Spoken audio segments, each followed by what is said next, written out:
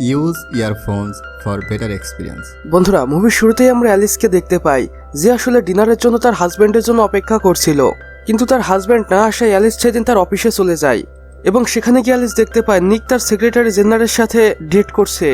এরপর জেন্নার নিককে বলে, তোমার কি মনে আছে আজকে একসাথে ডিনার করার কথা ছিল? কিন্তু জেন্নারের কথায় নিক কোনো পাত্তা দেয় না। এমন সময় নিকের কাছে একটি ফোন আসে এবং ফোনের বাহানা দেখে নিক সেখান থেকে চলে যায়। অপরদিকে অ্যালিসের লাইফটা ছিল খুবই বোরিং। সে তার হাজবেন্ডের সাথে তেমন একটা সময় কাটাতে পারতো না।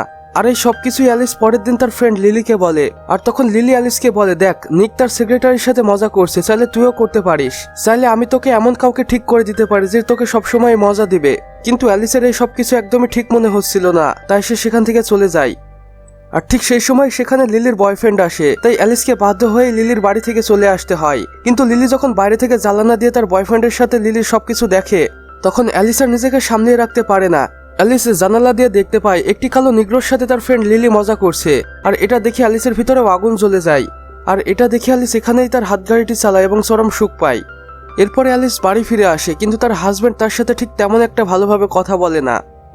যাই হোক, অ্যালিসের সাথে পরের দিন ফিলিক্স নামের এক ফটোগ্রাফারের পরিচয় হয়, যেখানে ফিলিক্স অ্যালিসকে বলে, তুমি আবারও মডেলিং শুরু করো। আর এখানে আমরা জানতে পাই অ্যালিস আগে মডেলিং এর কাজ করতো, আর এখন সে সেটা ছেড়ে দিয়েছে। আবার এইদিকে ফিলিক্স মিষ্টি মিষ্টি কথা বলে অ্যালিসকে পটিয়ে ফেলে এবং অ্যালিসও মস্তি করার মুডে ছিল, তাই তারা বাড়ি চলে যায় এবং সেখানে গিয়ে দুজনেই ইন্টিমেট হয়।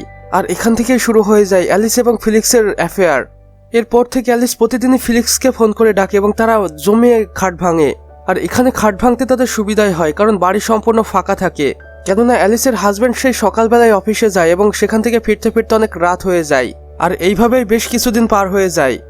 এরপর একদিন হঠাৎ করে অ্যালিসের হাজবেন্ড নিক বাড়ি চলে আসে এবং অ্যালিসকে বলে, আমি দুঃখিত, কারণ আমি কাজের জন্য তোমাকে একদমই টাইম দিতে পারি না, কিন্তু আমি তোমাকে ভীষণ ভালোবাসি। এরপর অ্যালিসের হাজবেন্ড নিক যখন বাথরুমে যায়, তখন সেখান থেকে ফিলিক্স বের হয়ে আসে এবং অ্যালিসের সাথে মজা করতে চায়, কিন্তু অ্যালিস তাকে বারবারই না করে দেয়। আর এখানে ফিলিক্স একদমই নাছোড়বান্দা ছিল, তাই সে যেভাবেই হোক অ্যালিসের সাথে মেশিন চালিয়েই যাবে। এরপরে ফিলিক্স অ্যালিসের সাথে গাড়ি চালায় এবং তারপরই সেখান থেকে যায়। আবার অপরদিকে আমরা নিককে দেখতে পাই যে বাথরুম থেকে ফ্রেশ হয়ে বের হয়ে এসেছে এবং সেও এসে অ্যালিসের সাথে ইন্টিমেট হতে চায় এবং তারা একে অপরের সাথে ইন্টিমেট হয়। অ্যালিস তো দুটো গাড়িতে চেপে বেশ মজা নিচ্ছিল। যাই হোক বন্ধুরা, এরপরে নিক বেশ কয়েকদিনের জন্য শহরের বাইরে চলে যায়। আর এবার ফিলিক্স ভালো একটি সুযোগ পেয়ে যায়, তাই সে অ্যালিসের বাড়ি চলে আসে এবং সে অ্যালিসের সাথে জমিয়ে খাট ভাঙে। এরপরে ফিলিক্স অ্যালিসকে বলে, আমার একজন ফ্রেন্ড আছে, তুমি যদি চাও তাহলে আমরা একসাথে থ্রিসাম করতে পারি। আর এখানে অ্যালিস প্রথমে মানা করে, কিন্তু পরে ফিলিক্সের চাপে পড়ে সে রাজি হয়ে যায়। এরপরের দিনে ফিলিক্স অ্যালিসের বাড়িতে একটি কালো নিগ্রোকে নিয়ে আসে এবং যার মেশিন দেখে অ্যালিস তো পুরো অবাক হয়ে যায় এবং হা করে সেই কালো মুস্টান্ডার দিকে তাকিয়ে থাকে। কিন্তু ফিলিক্স অ্যালিসকে সবকিছুই বোঝায় এবং সে কালো মুস্টান্ডার সাথে প্রথমে মাস্তি করে। আর অপরদিকে ফিলিক্স এই সবকিছু দেখেই নিজের হাতগাড়িটি চালাচ্ছিল এবং অ্যালিস সে নিগ্রোটির সাথে মাস্তি করে বেশ মজা নিচ্ছিল, কারণ এত বড় গাড়িতে অ্যালিসের আগে কখনো চাপেনি, তাই এটা অ্যালিসের জন্য ছিল একটি নতুন অ্যাডভেঞ্চার। যাই হোক, এভাবেই দিন পার হচ্ছিল। আর ফিলিক্সও প্রতিদিন তার নতুন নতুন বন্ধুদের অ্যালিসের বাড়িতে নিয়ে আসতো এবং অ্যালিস তাদের সাথে জমিয়ে খাট ভাঙতো এবং ভীষণ মজা নিত। এখন অ্যালিস তার লাইফটাকে ফুল এনজয় করে। আরেকদিন যখন অ্যালিস ফিলিক্সের সাথে মস্তি করছিল, তখন হঠাৎই তার হাজবেন্ড নিক চলে আসে। আর তখন ফিলিক্স নিককে বলে, আমি একজন ফটোগ্রাফার এবং অ্যালিস নতুন করে মডেলিং শুরু করেছে। আর এটা শুনে অ্যালিসের হাজবেন্ড নিক বেশ খুশি হয়ে যায়, কেননা সেও মনে মনে চাইতো যে অ্যালিস কিছু একটা করুক। এরপরের দিন অ্যালিসের ফ্রেন্ড লিলিকে আমরা দেখতে পাই, যে এসে অ্যালিসকে বলে, এখন অনেক সময় হয়ে গিয়েছে, এবার তোকে এই সব কিছু বন্ধ করা দরকার। আর অ্যালিসও এই সব কিছু থেকে বের হয়ে আসতে চাচ্ছিল।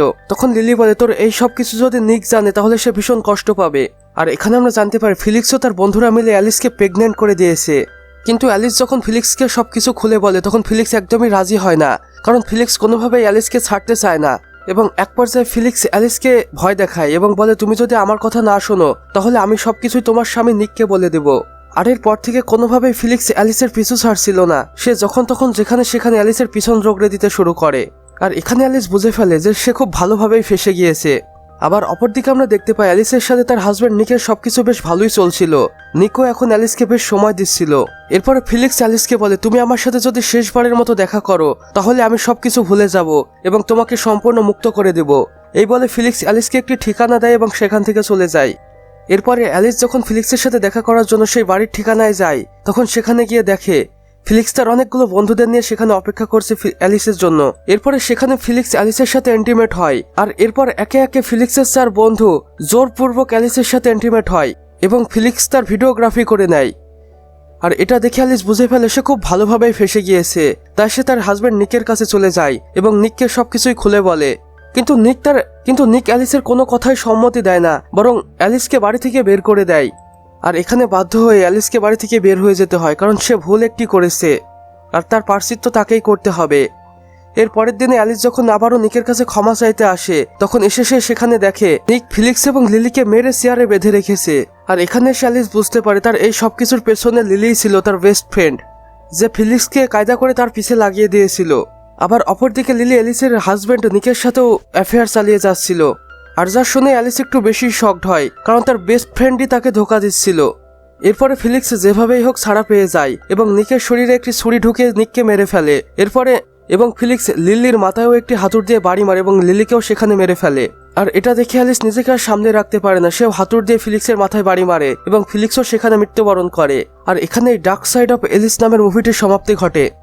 সো ভিউয়ার্স, আমাদের আজকের ভিডিও বাস এতটুকুই। ভিডিওটি ভালো লাগলে অবশ্যই একটি লাইক করে দিবেন এবং কমেন্ট বক্সে লিখে জানাবেন আমাদের আজকের ভিডিওটি আপনাদের কেমন লেগেছে।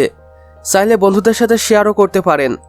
এবং আপনি যদি আমাদের চ্যানেলে একদমই নতুন দর্শক হয়ে থাকেন, তাহলে অবশ্যই ভিডিও নিচে থাকা লাল সাবস্ক্রাইব বাটনটি প্রেস করে পাশের বেল আইকনে ক্লিক করে দিতে একদমই ভুলবেন না। সম্পূর্ণ ভিডিওটি দেখার জন্য থ্যাংক ইউ সো মাচ।